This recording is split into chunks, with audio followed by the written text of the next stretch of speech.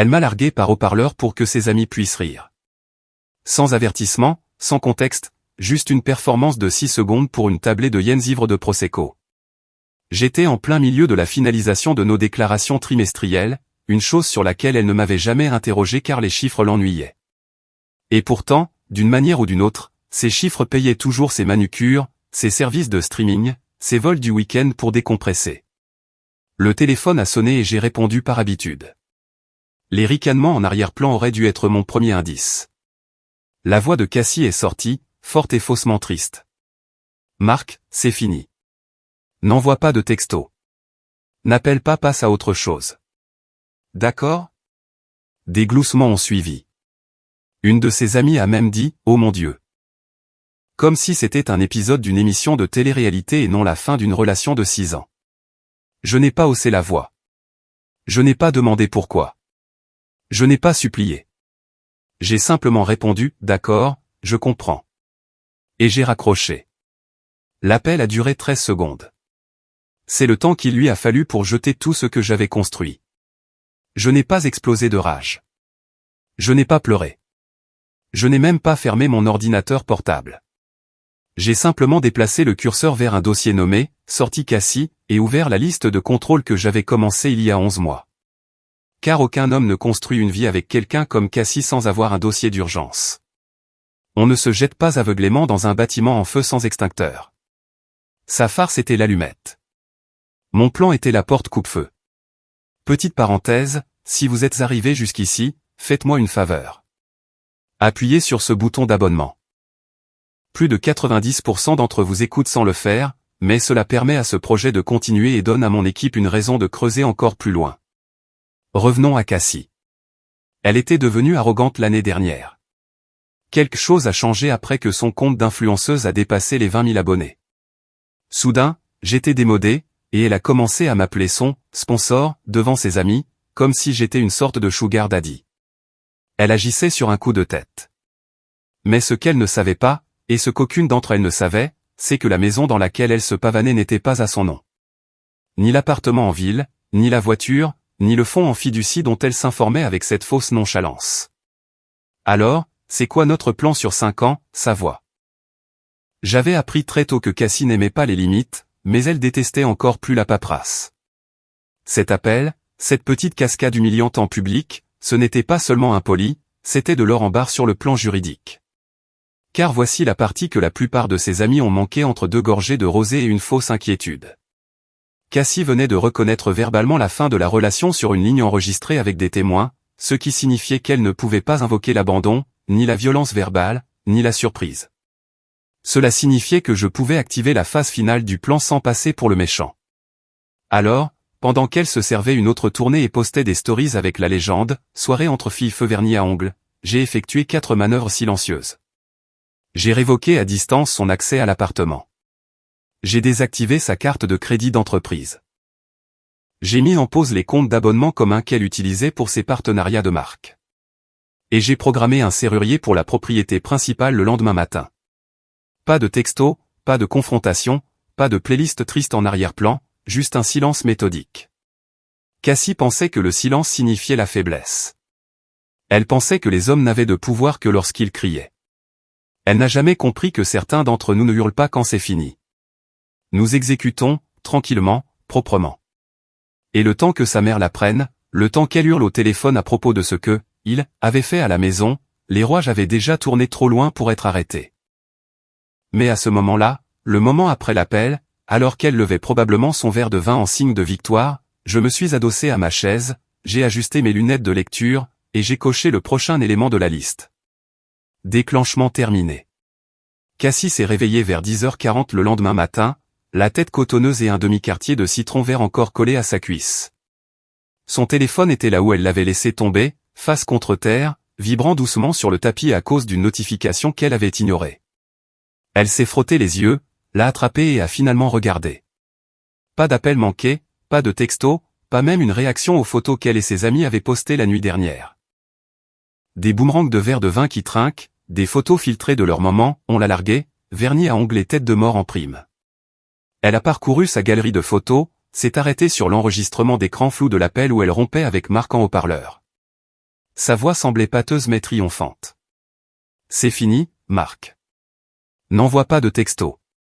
N'appelle pas, l'une des filles avait ri si fort qu'elle était tombée du banc. Cassie a souri pour elle-même, suffisante, et a vérifié sa localisation. Marc l'avait toujours activé, surtout parce qu'il était prévisible comme ça. Maintenant, localisation non disponible. Elle a cligné des yeux, a vérifié à nouveau, a fermé et rouvert l'application. Rien. Eh bien, marmonna-t-elle en jetant le téléphone de côté, quelqu'un fait son mélodrame.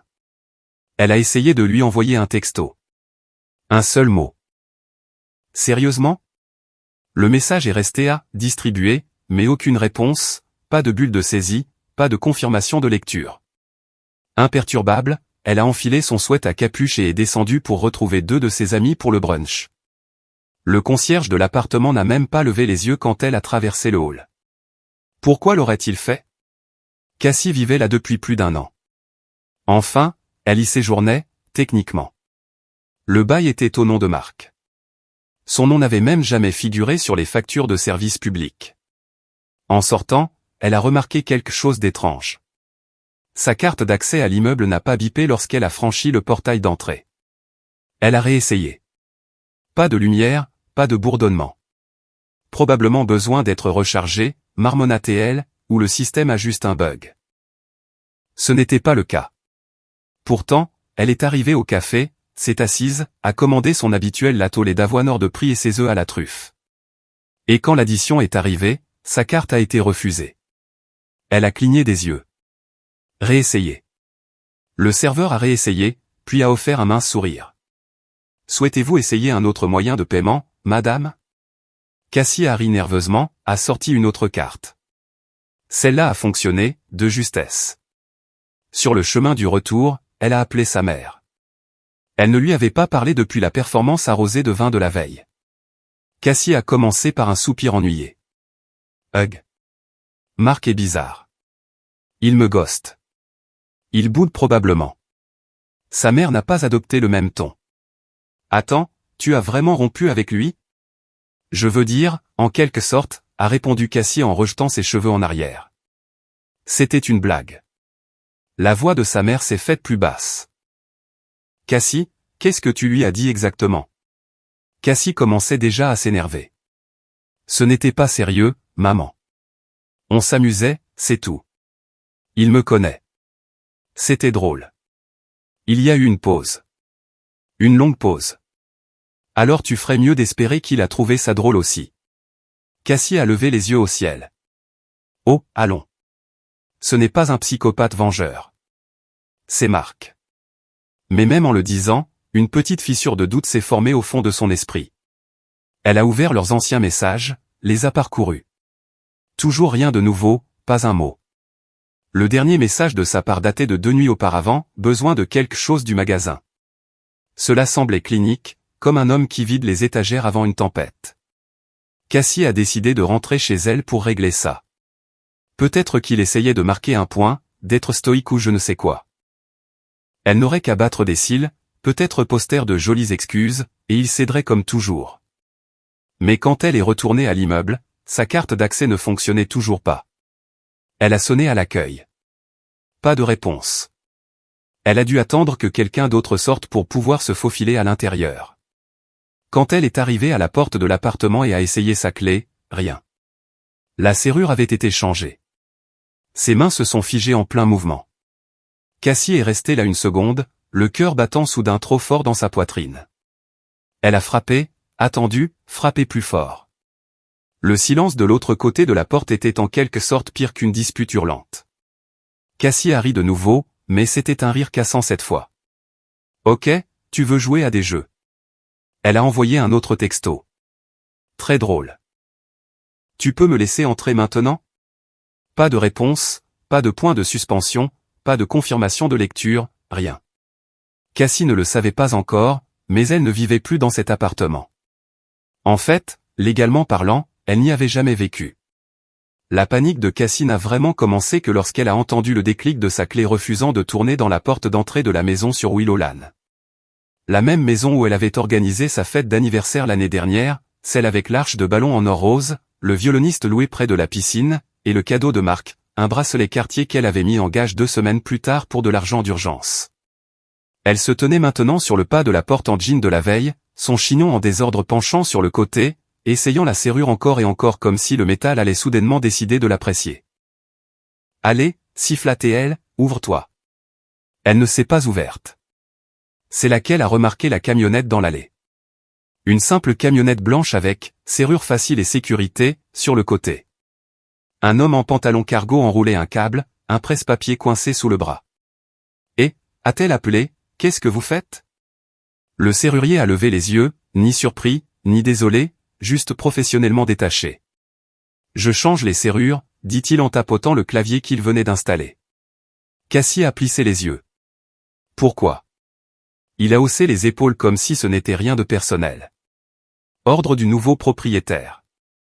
Elle a senti une vague de glace lui parcourir la poitrine. Quel nouveau propriétaire ? Il a jeté un œil à l'ordre de travail, puis l'a regardé de nouveau. Je ne peux pas vraiment partager cette information, madame. J'habite ici, a-t-elle lâché, sa voix se brisant soudainement. C'est ma maison.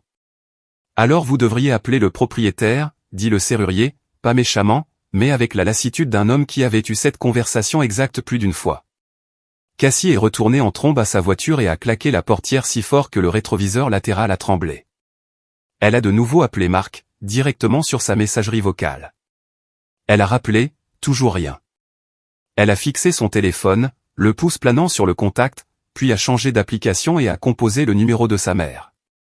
Cette fois, sa mère a répondu à la première sonnerie. « Cassie, as-tu vu l'acte de propriété ?» a-t-elle demandé avant que Cassie ne puisse parler. « Quoi ?» Cassie a cligné des yeux. « Non, je... »« De quoi tu parles ?»« Écoute-moi très attentivement, » dit sa mère.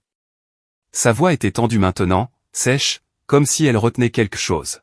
« Tu ferais mieux de prier pour qu'il n'ait pas encore déclenché le transfert. »« Transfert ? Quoi ? Maman, qu'est-ce qui se passe ? » La maison, Cassie. La maison. Tu as dit que c'était une blague, mais je ne pense pas qu'il l'ait pris comme ça. Cassie a ouvert la bouche, puis l'a refermée. Sa langue semblait trop grosse, sa mâchoire trop lâche. Tu m'avais dit qu'il l'avait acheté pour vous deux, a continué sa mère. Mais ton nom n'a jamais été sur le prêt immobilier. As-tu seulement lu le titre de propriété ? Il a dit qu'il allait m'ajouter, a murmuré Cassie. Sa mère a laissé échapper un rire amer qui semblait destiné à elle-même. Tu as vécu dans la maison d'un homme pendant 6 ans, et tu as cru qu'il allait simplement te rajouter sur les papiers parce qu'il aimait ton esthétique Instagram. Les mains de Cassie se sont mises à trembler. Son téléphone semblait soudain glissant, comme s'il essayait de lui échapper. Il ne peut pas juste la prendre. Cass, dit sa mère, plus bas maintenant. Il n'a rien pris. Ça a toujours été à lui. Cassie a mis fin à l'appel sans dire au revoir. Elle a fixé la maison, celle avec les colonnes blanches et l'allée bordée de pierres. Sa maison, du moins celle qu'elle avait décorée. Elle avait choisi chaque coussin là-dedans. Elle avait aidé à concevoir le dosseret de la cuisine, insisté sur les luminaires noirs mat. Ça devait bien compter pour quelque chose, non ? Puis elle a vu quelque chose qui lui a retourné l'estomac. La boîte à clés immobilières accrochée à la porte d'entrée. Pas le genre utilisé pour des réparations privées ou des mises à jour de sécurité. Le genre utilisé lorsqu'une propriété est mise en scène. Montrée. Mise en vente. Elle a sorti à nouveau son téléphone et a ouvert ses emails. Marc était de la vieille école, mais il utilisait Gmail pour sa planification. Elle y avait accès. Ou du moins, elle y avait eu accès. Le remplissage automatique du mot de passe avait disparu. Quand elle a essayé de se connecter manuellement, il a demandé une authentification à 2 facteurs. Code texte envoyé à son téléphone. Elle n'avait pas le code. Elle a ensuite essayé de vérifier la connexion bancaire. Verrouillé. Puis l'accès partagé à Dropbox. Accès refusé. Sa dernière tentative a été le système domotique de la maison. Peut-être qu'elle pourrait encore ouvrir le garage à distance, entrer par là, prendre quelques-unes de ses affaires. Mais l'application la montrait comme n'étant plus une utilisatrice enregistrée. Il n'y avait plus rien où se connecter. Les systèmes ne tombaient pas en panne. Ils avaient été fermés un par un, silencieusement, minutieusement, et des semaines à l'avance. Elle a essayé Marc une dernière fois. Toujours la messagerie vocale, toujours le silence. C'est le silence qui l'a finalement achevé. Le genre de silence que l'on sent jusque dans les dents. Le genre que l'on ne peut pas couvrir en parlant. Le genre qui signifie que la décision a déjà été prise, et que vous n'avez jamais fait partie de la discussion. Le cabinet d'avocats sentait le tonnerre et la défaite silencieuse. Cassie est entrée rapidement, le menton levé comme un bouclier, des lunettes de soleil surdimensionnées cachant la rougeur autour de ses yeux. Elle n'avait même pas changé de vêtements, juste enfilé un vieux cardigan en espérant que personne ne remarquerait la trace de mascara qui coulait sur sa joue. La réceptionniste a levé les yeux, a fait une pause, et lui a lancé un regard qui n'était pas exactement impoli, mais pas amical non plus. Quelque chose entre la reconnaissance et une sympathie réticente. Cassie s'est éclairci la gorge. « Bonjour, j'ai besoin de parler à quelqu'un. » En urgence juridique. C'est à propos de mon partenaire. La réceptionniste n'a pas demandé de nom. Elle a simplement fait un signe de tête vers le couloir latéral. L'assistant juridique est dans la salle de conférence B. Il peut vous voir maintenant. Cassie a froncé les sourcils. Vous ne savez même pas qui je. Il sait, a dit doucement la réceptionniste. C'est là que l'atmosphère a changé. L'assistant juridique avait peut-être la mi-trentaine. Cheveux soignés, posture douce. Sa cravate avait une tache de café près du bas. Il s'est levé quand elle est entrée, mais n'a pas offert de poignée de main. « Mademoiselle Langlais, dit-il, nous vous attendions. » Cassie s'est figée. « Quoi ?» Il lui a fait signe de s'asseoir.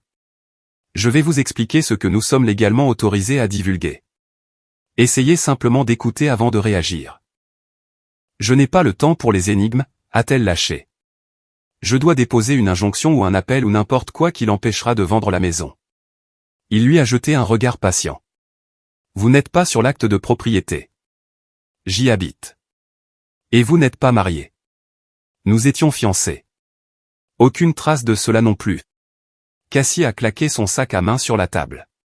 Qu'est-ce que vous essayez de me dire, exactement? Il a ouvert un dossier et l'a fait glisser sur la table. À l'intérieur se trouvait une série de formulaires soigneusement tamponnés, tous déposés des semaines auparavant. Le nom de Cassie était surligné plusieurs fois. Chaque document semblait avoir été imprimé en prévision de ce moment précis. Avis de séparation signé et notarié. Déclaration de dissolution de la cohabitation signée. Clause de protection des actifs en vertu d'une fiducie individuelle appliquée. Cassie a cligné des yeux rapidement. Pourquoi aurait-il déposé ça avant la rupture? L'assistant juridique a haussé les épaules avec lassitude. Peut-être qu'il anticipait la volatilité. Peut-être qu'il a planifié à l'avance. Ce n'est pas illégal. Il n'a jamais été en colère, a-t-elle protesté. Il m'a préparé le petit déjeuner il y a 3 jours. Ça ne veut pas dire qu'il n'était pas préparé. Cassie a feuilleté les pages. Sa mâchoire est tombée quand elle a vu un formulaire particulier, un amendement à une fiducie. Qu'est-ce que c'est? A-t-elle demandé. C'est le fonds en fiducie dont vous bénéficiez indirectement, a dit l'assistant juridique en tapotant l'entête. Techniquement, le fonds a été créé à son nom. Votre accès se faisait par une clause de distribution tierce. Il a annulé votre statut de bénéficiaire le mois dernier. Quel fonds en fiducie? Il a haussé un sourcil. Celui qu'il utilisait pour couvrir les charges de l'appartement. Votre assurance maladie, vos abonnements à des marques de créateurs. Les lèvres de Cassie se sont entr'ouvertes. Je pensais que c'était prélevé automatiquement sur notre compte commun. Il n'y a pas de compte commun, dit-il sèchement. Il n'y en a jamais eu. Cassie s'est adossée à la chaise. Son pouls martelait derrière ses oreilles. Elle se souvenait des conversations maintenant, celles auxquelles elle n'avait pas prêté attention. Marc lui demandant de transférer les reçus, lui disant qu'il la rembourserait via le compte de la fondation. Elle pensait que c'était juste une étrange habitude de travail, un jargon de comptable. Il ne remboursait pas. Il auditait. Et maintenant il disparaissait, un formulaire signé à la fois. La main de Cassie tremblait alors qu'elle pointait le dossier. Alors c'est tout? Il m'a juste rayé? Il vous a structuré hors du cadre, dit doucement l'assistant juridique. Il y a une différence. Une différence qui ressemblait à une gifle. Il se pencha en avant, un peu plus doucement maintenant. Vous n'avez pas été effacé. Vous avez été prise en compte, juste pas de la manière que vous supposiez. Cassie a regardé la piste juridique devant elle. Ce n'était pas une réaction. Ce n'était pas de la rancune. C'était une procédure, un plan de sortie chirurgicale. Son nom n'avait jamais vraiment été sur la vie qu'elle pensait vivre. Elle ne faisait pas partie de la structure. Elle était un abonnement, et il l'avait résilié. Le trajet jusqu'à chez Marissa semblait plus long que d'habitude.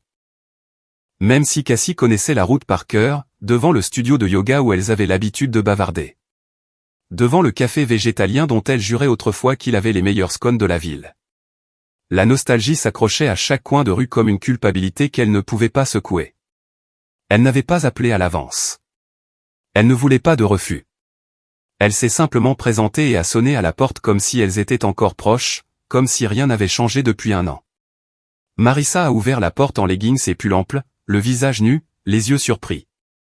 Cassie, cligna-t-elle, puis jeta un regard instinctif par-dessus son épaule. Est-ce que tout? J'ai juste besoin de parler, coupa Cassie trop rapidement. Juste une seconde, s'il te plaît. Marissa a hésité, puis s'est écartée. Ouais, d'accord, bien sûr. À l'intérieur, tout semblait pareil. L'odeur de cannelle d'une de ces bougies Woodwick hors de prix.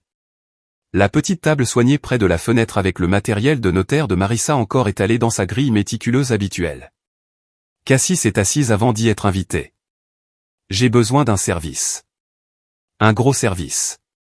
Marissa a croisé les bras, s'appuyant contre le comptoir. Quel genre? Cassie a hésité. Tu notariais des documents pour Marc parfois, non? Marissa a tressailli, très légèrement. Cassie l'a vu. Marissa, insista-t-elle, la voix s'amincissant. S'il te plaît, ne me mens pas maintenant. Est-ce qu'il est venu te voir?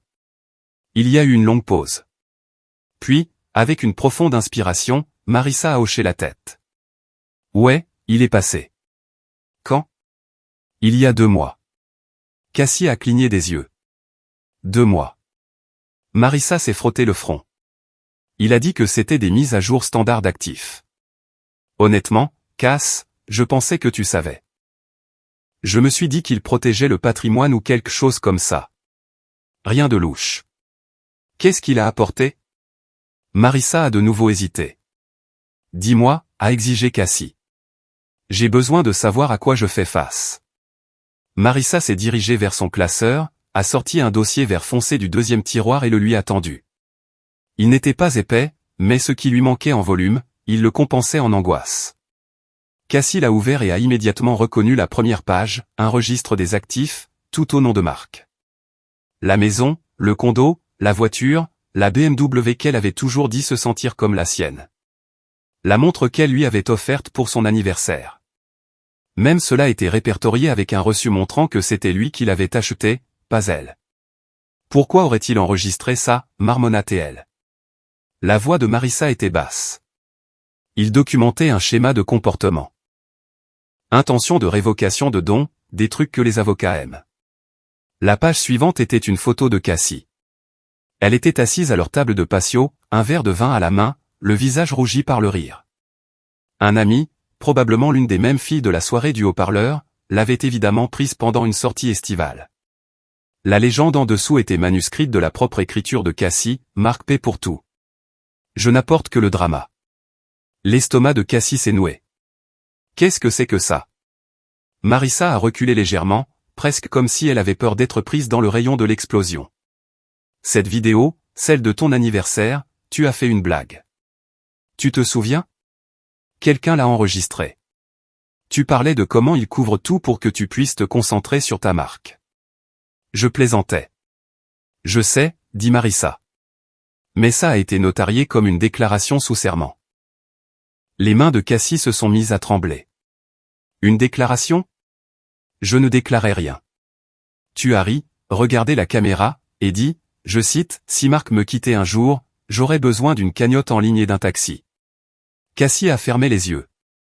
Le souvenir l'a frappé comme une gifle. Je pensais que c'était drôle, a-t-elle murmuré. C'était drôle pour toi. Cassie a parcouru le reste du dossier. déclaration sur l'honneur de non-cohabitation datant de plusieurs semaines. Email avec des objets comme changement d'occupant et notification de réalignement de fiducie. Chaque élément pointait vers une stratégie de sortie déjà en mouvement. Et cette citation, cette blague, elle était horodatée, attestée par des témoins et signée sous serment avec le sceau de Marissa en bas. Cassie a levé les yeux, vitreux. Pourquoi tu ferais ça? Le visage de Marissa s'est décomposé. Je ne savais pas que c'était des munitions. Cass, je pensais que vous étiez tous les deux au courant. Je pensais que c'était juste des affaires de succession normale. Rien de tout ça n'est normal.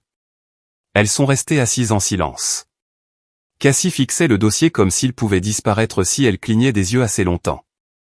Ses mots, ses blagues, sa performance pour la foule, maintenant utilisés comme des armes, encadrées et classées dans un tiroir sous la rubrique « Preuve ». Le pire, c'est qu'elle n'était pas surprise. Parce qu'au fond d'elle, une petite partie d'elle avait toujours su. Marc ne criait pas, Marc n'avertissait pas, Marc n'explosait pas, Marc se préparait. Cassie était recroquevillée sur le canapé de l'appartement auquel elle n'avait techniquement plus accès.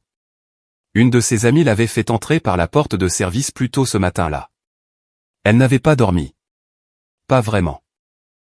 Juste allongée là dans un sweat à capuche qui sentait encore la lessive de Marc, faisant défiler de vieux textos qui ne signifiaient plus rien maintenant. Le bruit de coups à la porte l'a surprise. Pas un léger tapotement, mais des coups frénétiques et inégaux qui lui ont fait lâcher son téléphone.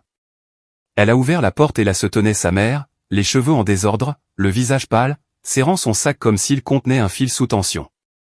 Maman. Sa mère n'a pas parlé au début, elle est juste entrée avec la démarche inégale de quelqu'un qui avait couru vers un endroit où elle ne savait pas qu'elle devait être.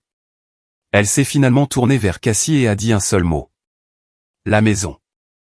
La bouche de Cassie s'est asséchée. Je sais qu'il a changé les serrures, mais... Non, dit sa mère, la voix tremblante. Non, non, non, pas seulement les serrures. Il a déposé l'acte de cession rapide il y a des mois. Cassie a cligné des yeux. Le quoi? L'acte de cession rapide. C'est un transfert légal. Il a transféré la propriété à une fondation irrévocable. Tu n'es pas dans les registres. Tu n'as jamais été locataire. Légalement, tu étais une invitée. Ce n'est pas possible, a murmuré Cassie. Il a dit qu'il m'ajouterait après. Il ne l'a pas fait. Sa mère a sorti une page imprimée. Registre du comté. Horodatage en ligne vérifié. C'était réel. Elle l'a fourré dans les mains de Cassie avec plus de force que nécessaire. Il a cédé la maison à la fondation le 17 avril. C'était 2 mois avant ta petite cascade au haut-parleur. Cassie a regardé la date. Son propre anniversaire. La nuit où elle s'était saoulée et lui avait dit qu'elle voulait une année discrète, et il avait hoché la tête comme si de rien n'était. Il avait déjà signé la cession de la maison ce matin-là. Sa mère s'est mise à faire les 100 pas. J'ai appelé Doug, marmonna-t-elle. Notre avocat de famille. Tu sais ce que sa secrétaire a dit? Elle a dit qu'il était en réunion avec Marc. Cassie a senti ses entrailles se nouer. Il travaille avec Marc maintenant? Apparemment, il travaille avec lui. Structuration de patrimoine, conception de fiducie caritative. Cassie, il ne rend pas seulement les choses difficiles. Il reconstruit toute sa vie juridique sans toi. Les genoux de Cassie ont fléchi. Elle s'est effondrée sur le sol. Je ne comprends pas, a-t-elle murmuré. Je pensais qu'il était juste blessé. En colère à cause de l'appel. Je ne pensais pas, il ne s'agit pas de l'appel, a sèchement répliqué sa mère, s'agenouillant à côté d'elle. C'était juste le feu vert. Tu ne vois pas? L'appel n'a pas changé sa décision. Il l'a confirmé. Sa mère a baissé les yeux, la voix cassante. Il avait déjà pris la décision. Tu lui as simplement fourni la séquence. Cassie voulait crier, jeter quelque chose, remonter le temps de 6 mois et écouter quand Marc lui avait proposé de passer en revue les documents de la fiducie avec elle et qu'elle l'avait repoussé d'un « hug », épargne-moi les trucs ennuyeux.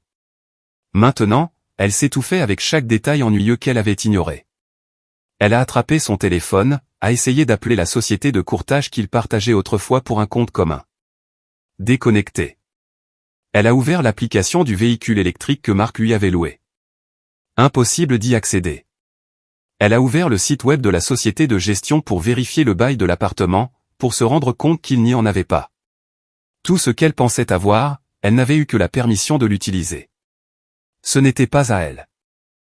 Et maintenant, le seul homme qui pouvait changer cela avait disparu derrière un mur d'avocats d'affaires, de sociétés écrans et de documents déjà notariés et déposés avant même qu'elle n'ouvre la bouche pour se moquer de lui devant ses amis. Sa mère s'est assise à côté d'elle et a lentement secoué la tête. Je t'ai supplié de ne pas le traiter comme un accessoire. Cassie a enfoui son visage dans ses mains. Elle pensait l'avoir réduit au silence par l'embarras, mais le silence était là depuis le début, attendant, observant, se préparant. Et maintenant, d'un seul trait de plume, Marc n'était pas seulement parti. Il l'avait effacé des registres, des actifs, du futur. Et le plus effrayant, réalisa-t-elle, c'est qu'elle ne savait même pas où il était allé. Cassie a décidé que la fête arrangerait tout. Pas légalement, bien sûr. Pas avec de la paperasse, des banques, des avocats ou des actes de propriété. Mais sur le plan de l'image, du visuel, la façon dont elle avait l'habitude de tout arranger, par la perception, par un moment soigneusement orchestré qui disait « tout va bien ». Je m'épanouis. C'était la seule chose que Marc ne pourrait jamais lui prendre. La capacité de rassembler les gens, de contrôler une pièce, de se faire le personnage principal de chaque photo de groupe. Son anniversaire était dans 3 jours. Et même si l'appartement était techniquement hors limite maintenant, serrure changée, accès révoqué, elle avait toujours la maison. Du moins, c'est ce qu'elle croyait. Cette croyance ne venait pas de la confiance, mais d'une illusion obstinée. Marc l'avait peut-être coupé des ponts. Il avait peut-être gelé les comptes, ignoré les appels, transformé des amis en traîtres silencieux, mais elle avait toujours le code du portail, toujours les souvenirs, toujours l'adresse attachée à sa bio d'influenceuse. Ça devait bien compter pour quelque chose, non? Alors, elle a planifié la fête. A envoyé un texto au groupe de discussion, engagé le même DJ que l'année dernière, commandé des cupcakes personnalisés avec des paillettes comestibles et de minuscules bouteilles de vin dessus, a même réservé le service de nettoyage de la piscine sous le nom de Casse Langlais Events, une fausse entreprise qu'elle a inventée 5 minutes auparavant pour bluffer le fournisseur. Ce n'était que de la poudre aux yeux. Mais la poudre aux yeux avait fonctionné auparavant. Ce qu'elle n'avait pas prévu, c'était le panneau. Ce n'était même pas un panneau subtil. Il était massif, brillant, accroché directement au portail d'entrée avec des colliers de serrage et 4 points en gras, à vendre. Entièrement rénové. Prête à emménager. Prix attractif pour vente rapide. Au moment où ses premiers invités sont arrivés, les sourires se sont figés. Cassie était à l'intérieur du pool house en train de se boucler les cheveux quand elle a reçu le premier texto. « Et, tu voulais que ce soit une visite libre ?» Suivi d'un autre. « Il y a un agent immobilier ici. Elle nous a demandé si nous étions intéressés pour faire une offre. » Cassie a lâché le fer à boucler, se brûlant le poignet. Elle s'est précipitée dehors pieds nus, les cheveux à moitié bouclés, la robe zippée seulement à mi-chemin dans le dos.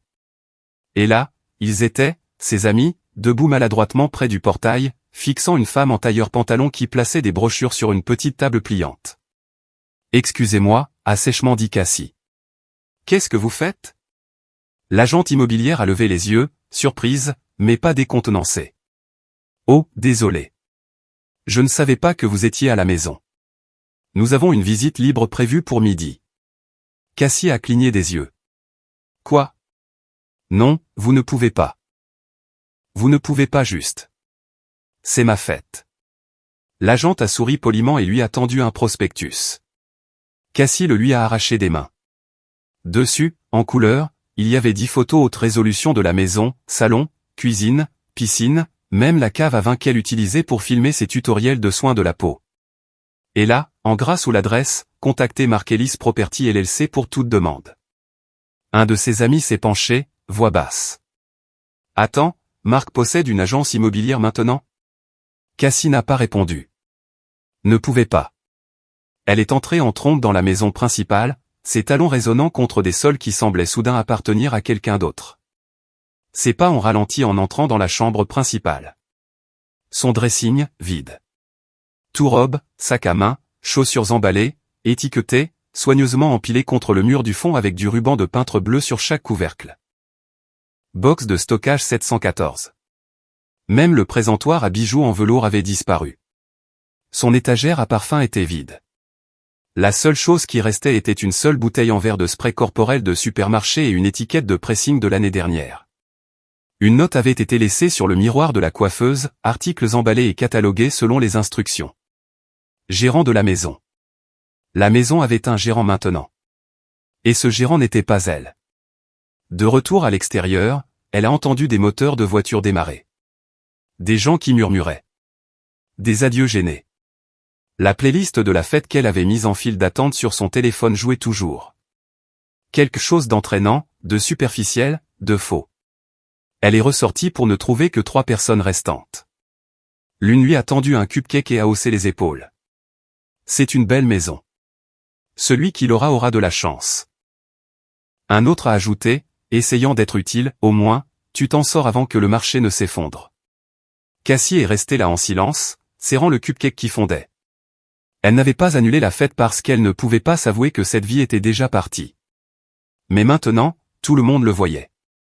Pas seulement l'annonce immobilière, pas seulement les boîtes, mais elle. Cassie Langlais, ancienne, plus de la stabilité, maintenant pièce maîtresse gênante d'une fête qu'elle n'organisait pas dans une maison qu'elle ne possédait pas, célébrant un anniversaire qui ne semblait plus être le sien. L'un des derniers invités s'est retourné au portail et a levé son téléphone. Tu savais que ces photos sont déjà en ligne. L'estomac de Cassie s'est tordu. Zillow, Redfin, même Facebook Marketplace. Ils ont ajouté, c'est un peu fou. J'espère que tu as eu une bonne part. Cassie n'a pas répondu. Parce qu'à ce moment-là, entourée de silence, de cupcakes invendus et de la légère odeur de chlore, elle a réalisé qu'elle n'était pas l'hôtesse. Elle n'était que la figurante de la visite. Les messages vocaux ont commencé avec espoir. Marc, on peut juste parler? Puis en jouer. Ok, j'ai compris. Le traitement silencieux. Très bien, tu as gagné. Puis confus. Sérieusement, c'est quoi ça? Tu as changé les serrures. Tu as fermé les comptes. Qu'est-ce qui se passe? Au 20e message, le ton de sa voix était devenu rauque. Désespéré. S'il te plaît, rappelle-moi. Je jure que je ne le pensais pas comme ça. Tu sais que je plaisante. J'ai toujours été comme ça. Ce n'était pas personnel, juste stupide. Tu me connais. Au 40e, sa voix était brisée. Je suis désolé. Je suis tellement désolé. Tu me manques. D'accord. C'est ça que tu veux entendre? Tu me manques. J'avais peur et j'ai été stupide et je t'ai repoussé et je suis désolé. Appelle-moi, c'est tout. Mais Marc n'a pas appelé. Pas une seule fois. Il n'a pas envoyé de texto. Ne l'a pas débloqué. N'a même pas envoyé une réponse d'un mot. Il a, cependant, transféré quelque chose. Cassie s'est réveillée avec ça. Un numéro anonyme lui avait laissé un message vocal. Pas un appel robotisé, pas une alerte de spam, juste un seul enregistrement glaçant sans identification de l'appelant. Elle a appuyé sur lecture, pensant que c'était peut-être un ami qui prenait des nouvelles avec des ragots ou de la sympathie. C'était sa propre voix. Et, c'est Cassie. Tu étais toujours juste le choix sûr. J'avais besoin d'excitation. Silence. Puis un soupir calme et délibéré. De nouveau, le sien. Je veux dire, ouais, tu payais pour tout, mais à quel prix?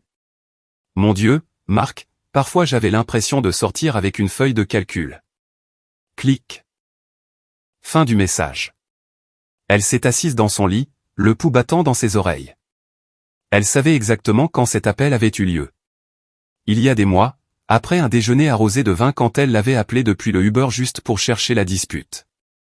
Elle n'avait jamais pensé qu'il l'avait enregistré. Jamais pensé qu'il le garderait. Et maintenant quelqu'un d'autre l'avait. Quelqu'un qui voulait qu'elle sache qu'il l'avait. Cassie a cherché son email en tâtonnant. La boîte de réception était plus pleine que d'habitude. Au début, elle a pensé que ses amis prenaient peut-être de ses nouvelles. Peut-être que quelqu'un avait vu le prospectus de la visite libre et réalisé à quel point les choses allaient mal. Mais non. Le premier objet non lui l'a frappé comme une brique. Examen du conseil. Fin d'affiliation. L'email était bref. Clinique. Chère mademoiselle Langlais, à compter de maintenant, votre statut de membre du conseil d'administration de la Riverside Children's Charity est terminé. Vous trouverez ci-joint une transcription du message vocal reçu, qui a été formellement examiné et jugé incompatible avec les valeurs de notre organisation. Pas de formule de politesse, pas de sympathie. En pièce jointe, un PDF. À l'intérieur, une transcription de son message vocal, mot pour mot, surligné, horodaté, archivé. L'association caritative, l'une des dernières choses qui la liait à la légitimité, au bien public, à la réputation qu'elle affichait dans chaque bio en ligne, l'avait lâché. Pas avec un avertissement, avec une balle. Cassie a essayé d'appeler le président du conseil. Directement sur la messagerie vocale. Elle a essayé le vice-président. Pareil. Puis elle a cherché son propre nom sur Twitter. Mauvaise idée. Quelqu'un avait fuité l'audio. Juste un clip. 16 secondes. Il accumulait déjà les likes, les partages, les commentaires.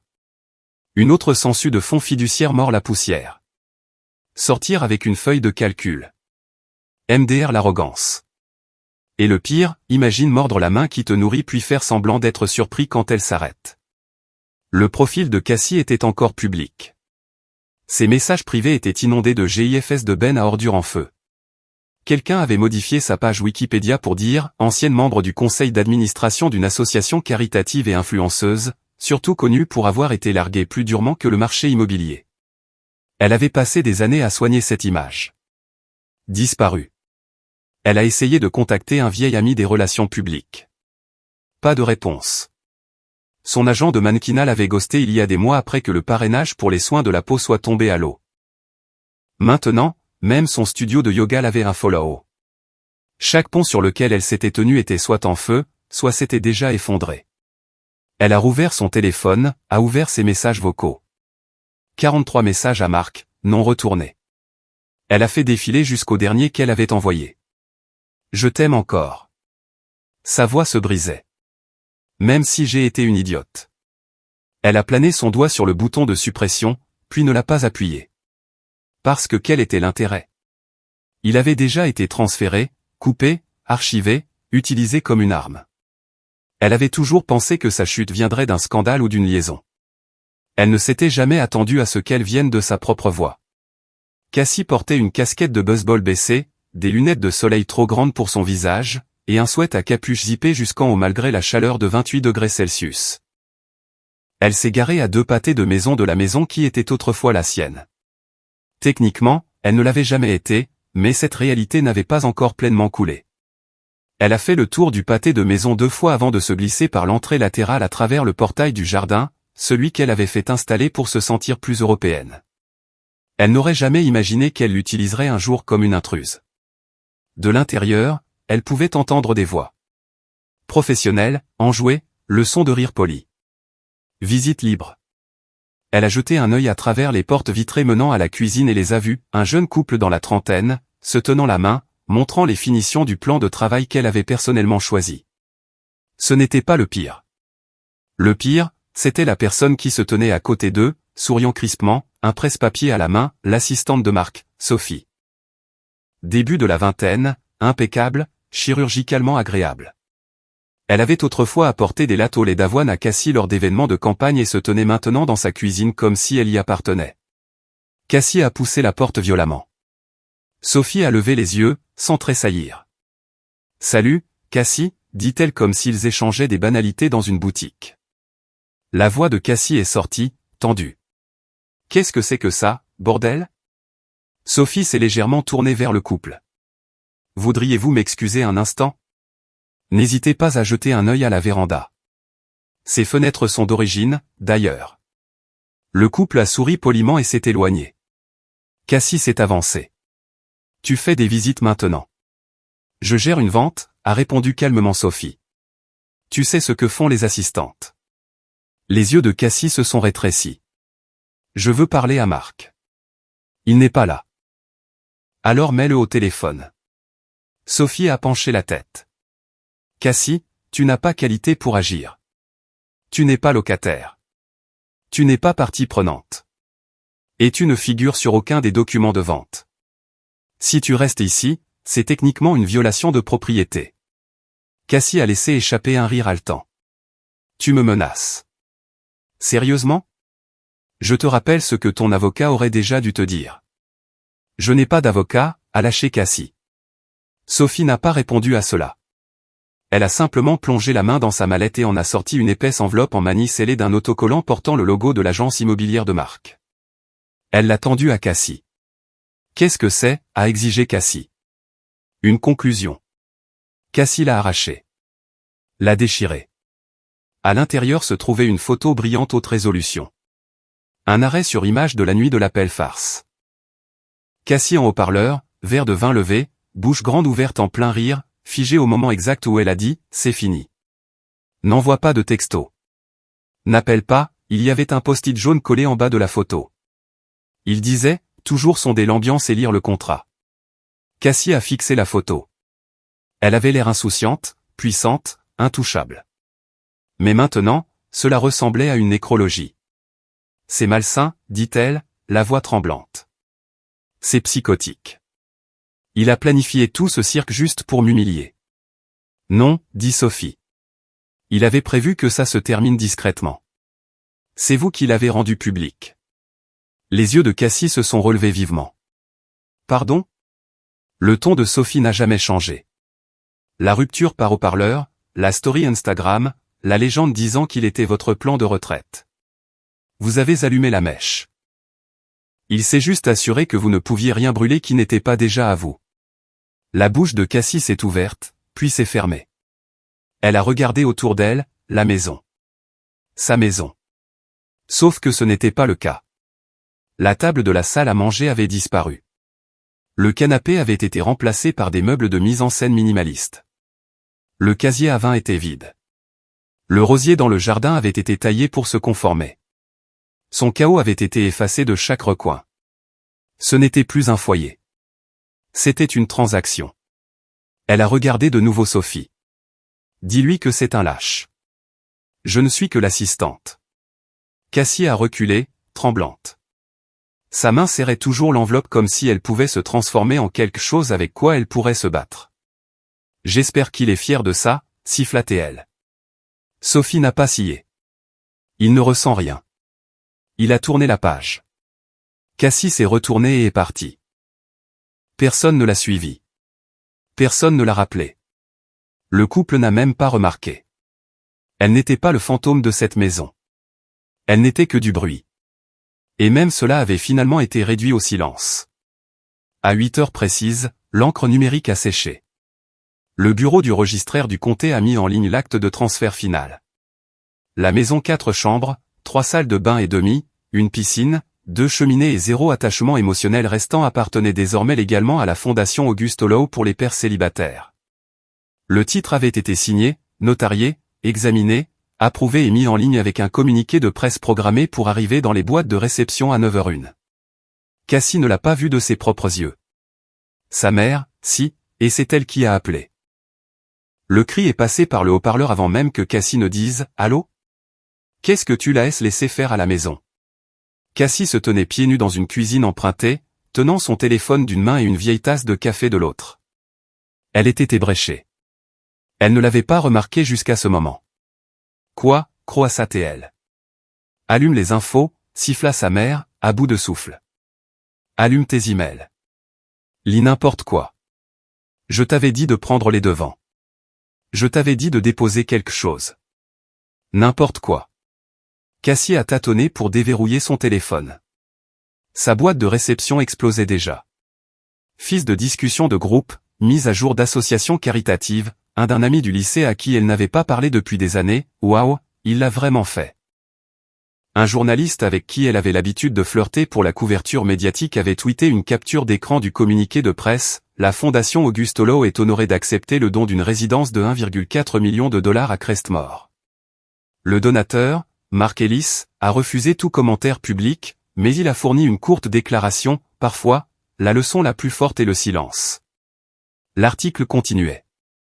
Des sources ont confirmé que la propriété a été transférée dans son intégralité. Pas de clause de rachat, pas d'entités écran, une rupture nette. Le donateur a déclaré qu'il voulait que l'espace serve aux hommes qui élèvent seuls leurs enfants. des hommes souvent ignorés jusqu'à ce qu'ils craquent. Maintenant, ils auront un endroit pour respirer. Cassie est tombée sur la chaise la plus proche. Sa respiration s'est bloquée. Sa vision s'est brouillée. La maison n'était pas vendue. Elle n'était pas hypothéquée, louée, mise aux enchères, revendue. Elle était donnée à des hommes comme lui. Les silencieux. Les invisibles. Ceux que l'on ne remarque que lorsqu'ils partent, et que l'on réalise qu'ils ont emporté toute la structure avec eux. La voix de sa mère est revenue, plus basse maintenant. C'était notre levier, Cassie. Ton avenir, ta sécurité, ta dernière carte. Je sais, a-t-elle murmuré. Je t'avais dit qu'il était calme parce qu'il avait déjà gagné. Cassie n'a pas discuté. Elle a ouvert l'image du dossier de presse. Là, en haute résolution, se trouvait sa maison, ou ce qu'il avait été. Le lierre avait été taillé, l'éclairage mis en scène. La description sous la photo disait « Maintenant disponible pour les résidents en rotation, les pères célibataires en convalescence, en réinsertion ou en réinvention ». Le slogan était brutal dans son élégance, un endroit pour recommencer. Marc l'avait effacé. Et dans l'espace vide où elle se trouvait, il avait planté quelque chose de permanent. Pas mesquin, pas cruel, pas performatif. De principe. Et cela rendait tout pire. Parce qu'elle ne pouvait pas le démolir, ne pouvait pas l'appeler de la rancune, ne pouvait même pas le présenter comme une vengeance. Il l'avait déjoué en refusant de jouer à son jeu.